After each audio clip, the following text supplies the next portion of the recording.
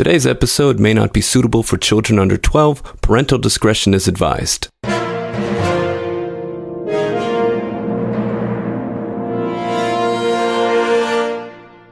Welcome to the very first episode of the Story King podcast, where great stories are read, discussed, and given their due honor. I'm your host, John Carlo, and today's story is by British writer H. Munro, aka Saki.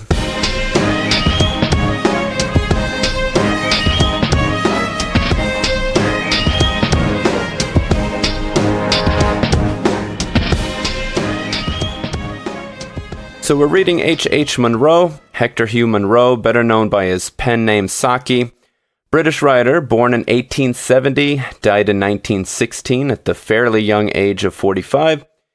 He was actually killed by a German sniper in the First World War.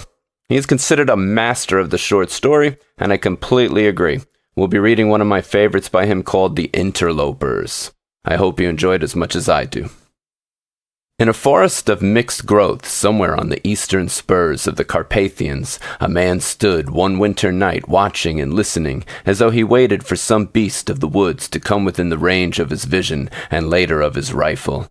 But the game for whose presence he kept so keen an outlook was none that figured in the sportsman calendar as lawful and proper for the chase.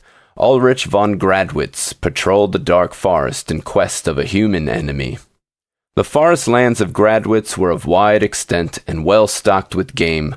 The narrow strip of precipitous woodland that lay on its outskirt was not remarkable for the game it harbored or the shooting it afforded, but it was the most jealously guarded of all its owner's territorial possessions. A famous lawsuit, in the days of his grandfather, had wrested it from the illegal possession of a neighboring family of petty landowners. The dispossessed party had never acquiesced in the judgment of the courts, and a long series of poaching affrays and similar scandals had embittered the relationships between the families for 3 generations. The neighbor feud had grown into a personal one since Ulrich had come to be head of his family.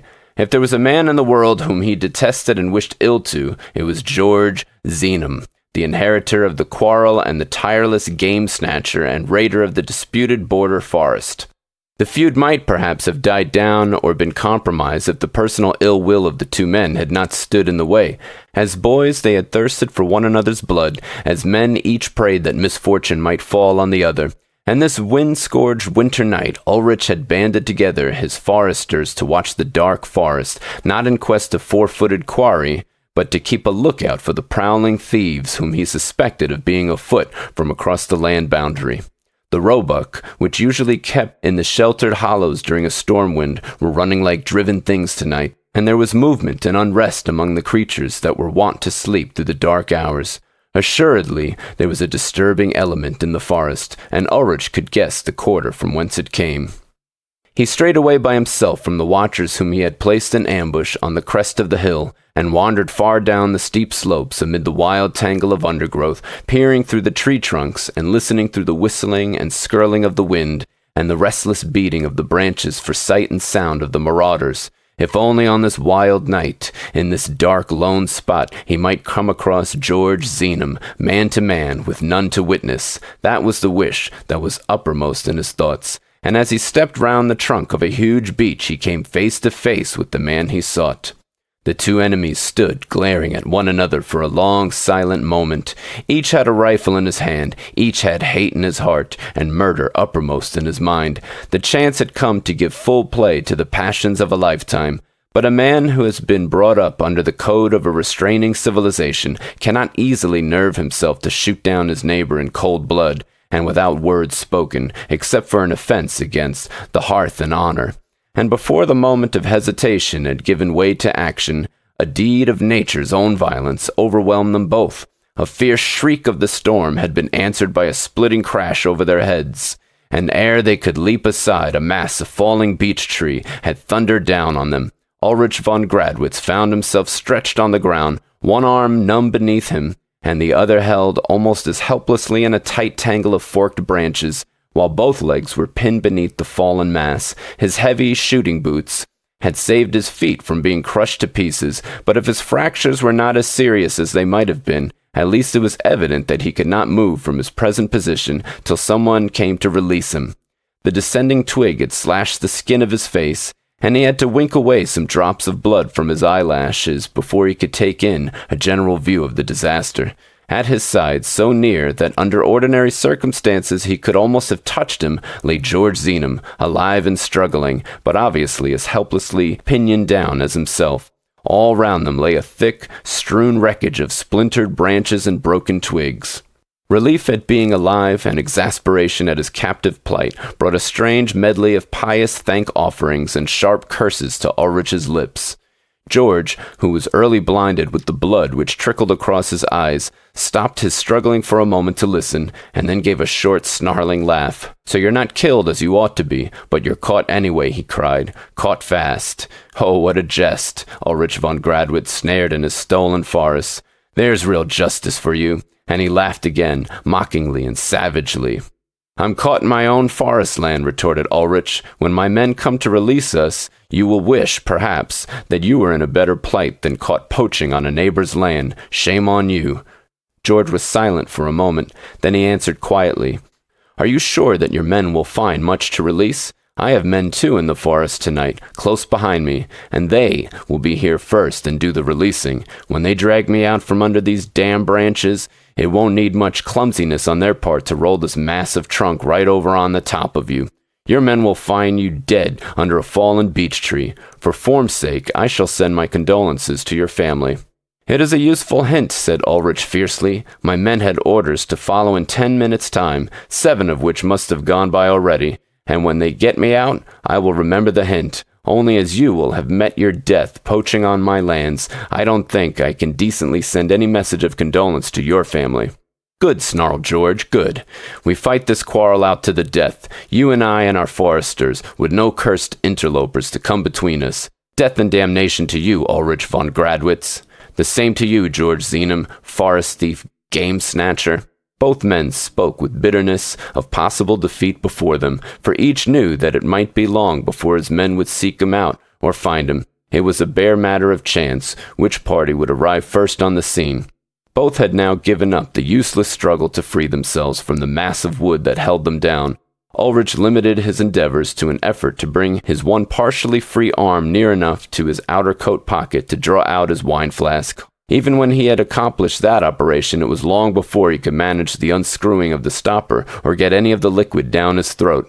But what a heaven-sent draught it seemed. It was an open winter, and little snow had fallen as yet, hence the captives suffered less from the cold than might have been the case at that season of the year. Nevertheless, the wine was warming and reviving to the wounded man, and he looked across with something like a throb of pity to where his enemy lay, just keeping the groans of pain and weariness from crossing his lips. "Could you reach this flask if I threw it over to you?" asked Ulrich, suddenly. "There's good wine in it, and one may as well be as comfortable as one can. Let us drink, even if tonight one of us dies." "No, I can scarcely see anything. There is so much blood caked round my eyes," said George. "And in any case, I don't drink wine with an enemy." Ulrich was silent for a few minutes, and lay listening to the weary screeching of the wind. An idea was slowly forming and growing in his brain, an idea that gained strength every time that he looked across at the man who was fighting so grimly against pain and exhaustion. In the pain and languor that Ulrich himself was feeling, the old fierce hatred seemed to be dying down. "Neighbor," he said presently, "do as you please if your men come first. It was a fair compact, but as for me, I've changed my mind. If my men are the first to come, you shall be the first to be helped, as though you were my guest. We have quarreled like devils all our lives over this stupid strip of forest, where the trees can't even stand upright in a breath of wind. Lying here tonight, thinking, I've come to think, we've been rather fools. There are better things in life than getting the better of a boundary dispute. Neighbor, if you will help me to bury the old quarrel, I will ask you to be my friend." George Zenum was silent for so long that Ulrich thought perhaps he had fainted with the pain of his injuries. Then he spoke slowly and in jerks. "How the whole region would stare and gabble if we rode into the market square together. No one living can remember seeing a Zenum and a von Gradwitz talking to one another in friendship, and what peace there would be among the forest folk if we ended our feud tonight. And if we choose to make peace among our people, there is none other to interfere, no interlopers from outside. You would come and keep the Sylvester night beneath my roof, and I would come and feast on some high day at your castle. I would never fire a shot on your land, save when you invited me as a guest, and you should come and shoot with me down in the marshes where the wildfowl are. In all the countryside, there are none that could hinder if we willed to make peace. I never thought to have wanted to do other than hate you all my life, but think I've changed my mind about things too, this last half hour. And you offered me your wine flask. Ulrich von Gradwitz, I will be your friend." For a space both men were silent, turning over in their minds the wonderful changes that this dramatic reconciliation would bring about. In the cold, gloomy forest, with the wind tearing in fitful gusts through the naked branches and whistling round the tree trunks, they lay and waited for the help that would now bring release and succor to both parties. And each prayed a private prayer that his men might be the first to arrive, so that he might be the first to show honorable attention to the enemy that had become a friend. Presently, as the wind dropped for a moment, Ulrich broke silence. "Let's shout for help," he said. "In this lull our voices may carry a little way." "They won't carry far through the trees and undergrowth," said George, "but we can try. Together, then." The two raised their voices in a prolonged hunting call. "Together again," said Ulrich a few minutes later, after listening in vain for an answering hello. "I heard nothing but the pestilential wind," said George hoarsely. There was silence again for some minutes, and then Ulrich gave a joyful cry. "I can see figures coming through the wood. They are following in the way I came down the hillside." Both men raised their voices in as loud a shout as they could muster. "They hear us, they've stopped. Now they see us, they're running down the hill towards us," cried Ulrich. "How many of them are there?" asked George. "I can't see distinctly," said Ulrich. 9 or 10? "Then they are yours," said George. "I had only 7 out with me." "They are making all the speed they can, brave lads," said Ulrich gladly. "Are they your men?" asked George. "Are they your men?" he repeated, impatiently, as Ulrich did not answer. "No," said Ulrich with a laugh, the idiotic, chattering laugh of a man unstrung with hideous fear. "Who are they?" asked George quickly, straining his eyes to see what the other would gladly not have seen. "Wolves." So that was The Interlopers by Saki. I absolutely love that ending. The reader is left to imagine what will happen to the two feuding men that have just put their fight behind them and become friends, a pack of wolves racing to them in the dark woods. Doesn't look good, does it? If you like that story, I definitely encourage you to check out Saki's other work on Amazon or your local library or bookstore. We'll spend the next 2 weeks reading other stories by Saki, so you'll get a little bit more familiar with him. Also, if you yourself have written a story you'd like me to read on the show, please email it to storykingpodcast@gmail.com. If I like it, I just might read it. Try to keep it between 1,000 to 3,000 words. I personally enjoy speculative fiction if you want to win me over, but I won't tell you what to write. Again, that's storykingpodcast@gmail.com. And if you'd like to be a part of what we're doing on The Story King, please consider becoming a patron.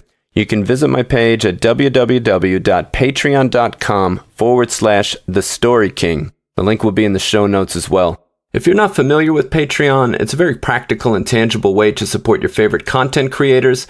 Podcasts and books take a great deal of time and resources to produce, so if you appreciate what we're doing with The Story King, becoming a patron would go a long way. On our Patreon page, there are 3 monthly subscription tiers available. At the $5 tier, you get immediate access to the Story King Podcast Exclusive Edition, where I'll be reading some of my own stories, as well as famous ones that are too long for the main show. At the $10 tier, you of course get access to the private podcasts, but you'll also receive an autographed copy of every book I release, such as my latest novella, Darren DeLuza and the Devil. And lastly, there's the $20 option, which includes everything in the first 2 tiers, but it also provides a way for you to promote your own work on the Story King Podcast. So if you've written a book or have a blog, I'll feature it on one of my episodes and include a 3 to 5 minute phone interview. Please consider becoming a Story King patron and get access to all the exclusive content. My page is patreon.com/TheStoryKing. You can follow us on YouTube and Twitter. The links will be in the show notes. And please click like on our Facebook page. We're at facebook.com/StoryKingPodcast. Thank you for listening to the Story King Podcast, where great stories are read, discussed, and given their due honor. Please join us next week for another great story. Until then.